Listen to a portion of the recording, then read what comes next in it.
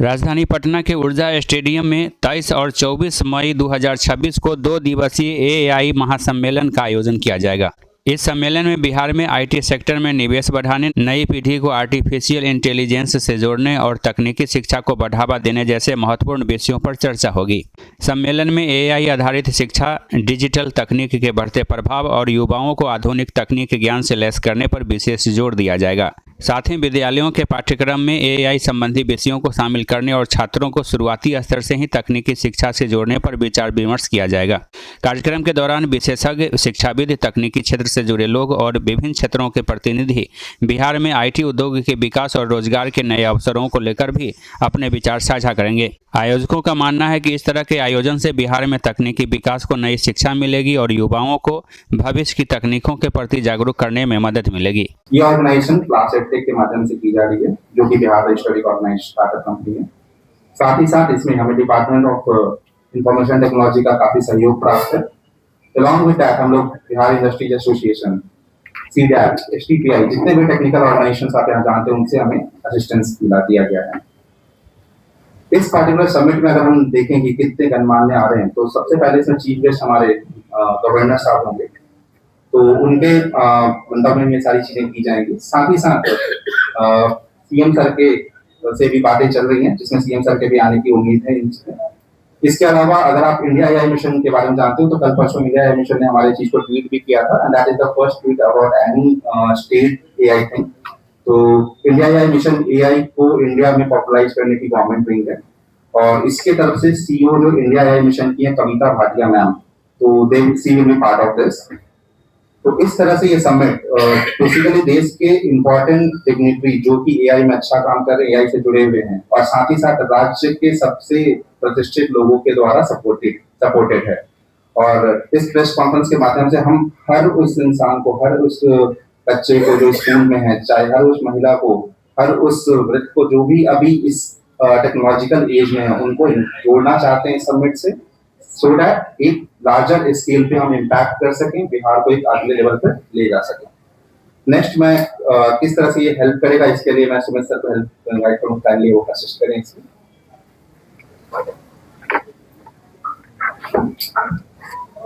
Media के सभी साथियों का बहुत बहुत धन्यवाद कि आप यहाँ पे उपस्थित हुए। मैं सुमित शशांक, प्रदेश प्रवक्ता, भारतीय जनता पार्टी। वर्तमान में हमारी सरकार आदरणीय मुख्यमंत्री सम्राट चौधरी जी के नेतृत्व में डिजिटल क्रांति के संदर्भ में भी काम कर रही है, और निश्चित तौर पर इस दिशा में जिस तरीके से आपने देखा कि दिल्ली में प्रधानमंत्री नरेंद्र मोदी जी के नेतृत्व में, एनडीए सरकार के नेतृत्व में एआई समिट का आयोजन किया गया, और देश दुनिया के लोगों ने वहां पर शिरकत की, और उभरते हुए भारत की नई तस्वीर पूरी दुनिया ने देखी। वैसे ही एक प्रयास जो आज बिहार और कहीं ना कहीं उत्तर भारत के सबसे बड़े एआई समिट के रूप में आने वाले आगामी 23-24 तारीख को बिहार के पटना में दिखाई देगा, और बिहार के प्रत्येक सुदूरस्थ क्षेत्रों से आने वाली युवा, कहीं ना कहीं अभी तक मुझे हजारों फोन कॉल्स, हजारों मैसेज आ चुके हैं, यहां तक कि मैंने अपने मोबाइल के डीपी पर भी इसी विषय को लगाने का काम किया है। और मैं आप सभी से आह्वान करूंगा कि आप सभी अपने परिवार के साथ यहाँ इस कार्यक्रम में उपस्थित हों, और निश्चित तौर पर एआई का क्या उपयोग हो सकता है, और एआई के माध्यम से बिहार की युवा किस तरीके से आगे बढ़ सकते हैं। हालांकि एआई के संदर्भ में बिहार की युवाओं को बहुत ज्यादा बताने की आवश्यकता नहीं है। बेंगलोर की बात करें, दिल्ली की बात करें, गुड़गांव की बात करें, या फिर दुनिया के सुदूरस्थ क्षेत्रों की बात करें, जहां भी कहीं टेक्नोलॉजी की बात होती है, वहां बिहार की चर्चा जरूर होती है। और बिहार की युवा प्रत्येक स्थान पर आईटी सेक्टर में और विनिर्माण सेक्टर में, शिक्षा जगत में, सभी क्षेत्रों में अपना नाम रोशन कर रहे हैं, खास करके एआई का प्रयोग करके। तो कहीं ना कहीं एक छोटा सा एग्जाम्पल देके समाप्त करूंगा कि गया में इंडस्ट्रियल स्मार्ट सिटी बनाने की दिशा में हम काम कर रहे हैं। इंडस्ट्रियल स्मार्ट सिटी कब बनेगा? इंडस्ट्रियल स्मार्ट सिटी तब बनता है जब कहीं ना कहीं तकनीक के क्षेत्र में हम सुदृढ़ होंगे, और तकनीक आज के समय में एआई पे डिपेंडेंट है। एआई के माध्यम से हम तेजी से तकनीक में वृद्धि कर रहे हैं, क्वांटम कंप्यूटिंग में वृद्धि कर रहे हैं, और आज भारत तकनीक और एआई के प्रयोग से ही थोरियम के माध्यम से ऊर्जा जगत में, क्योंकि दुनिया में ऊर्जा सिक्योरिटी के संदर्भ में लगातार चर्चा हो रही और ऊर्जा के लिए ही लड़ाइयां चल रही, और भारत दुनिया में तीसरा राष्ट्र बना है जो थोरियम के माध्यम से ऊर्जा तैयार कर सकता है, और इसमें देश के युवाओं का कहीं ना कहीं बहुत योगदान है। चाहे रक्षा प्रौद्योगिकी की बात करें, चाहे शिक्षा जगत की बात करें, दुनिया में कोई भी ऐसा क्षेत्र नहीं है जो साइंस और टेक्नोलॉजी के बगैर हो, और साइंस और टेक्नोलॉजी में कहीं ना कहीं मुझे लगता है कि एआई का महत्वपूर्ण योगदान है। और इस समिट के माध्यम से आप देखेंगे कि जब अगले वर्ष ये समिट होगा, उस समय तक बिहार में लाखों युवा एआई के माध्यम से और एआई सेक्टर से जुड़कर बिहार का नाम रोशन करते हुए दिखाई देंगे। अब आगे की प्रेस ब्रीफिंग को मुझे लगता है कि हमारे दूसरे साथी जो हैं वो इन विषयों पर प्रकाश डालेंगे। आप सबों को नमस्कार। जैसे कि आप सबों को मालूम होगा कि 23 और 24 को हम लोग एआई समिट करने जा रहे हैं ऊर्जा ऑडिटोरियम में, और एआई इसलिए चाहिए क्योंकि जो टेक्नोलॉजी अभी बदल रही है, तो हमें अगर बदलते टेक्नोलॉजी के साथ में अगर आगे बढ़ना है तो एआई अभी लेटेस्ट टेक्नोलॉजी है, उसे हमें अडॉप्ट करना पड़ेगा। अब एआई का इंडस्ट्रीज में क्या काम है, एआई में ऑटोमेशन आ गया है, तो ऑटोमेशन विद एआई जब होगा तो उससे इंडस्ट्रीज को मदद मिलेगी। आप जहां पर हैं, जिस क्षेत्र में है, वहां पर आप एआई के थ्रू अपने प्रोडक्ट को आगे भेज सकते हैं, जो लेटेस्ट टेक्नोलॉजी है वो ले सकते हैं एआई के थ्रू। और सर्वप्रथम एआई का इस्तेमाल हर एक क्षेत्र में है, चाहे वो हेल्थ केयर हो, चाहे वो एग्रीकल्चर हो, चाहे इंडस्ट्री हो, चाहे वो एजुकेशन हो। तो हमें एआई से बेनिफिट होने वाला है, और ये बेनिफिट क्या होने वाला है ये 2 दिन के आपके ये जो अपना समिट हो रहा है उसमें आप लोगों को मालूम होगा। और आप लोगों से निवेदन है कि इस एआई समिट में आप जरूर आए और लोगों तक अपना हम लोगों का जो विचार है, जो एआई और खासकर जो बिहार सरकार ने जो तेजी से इस चेंज टेक्नोलॉजी को अडॉप्ट किया है, तो हमें भी करना पड़ेगा, ताकि जो बिहार सरकार की जो मंशा है उसमें हम लोग भी सम्मिलित हो सके। धन्यवाद। कुछ क्वेश्चंस हो तो आप बता सकते हैं, अदरवाइज एक चीज और हम लोग आपको बता दें, इसमें बाहर से करीबन हमारे पास 70+ स्पीकर्स आ रहे हैं कंपनीज के फॉर्म में।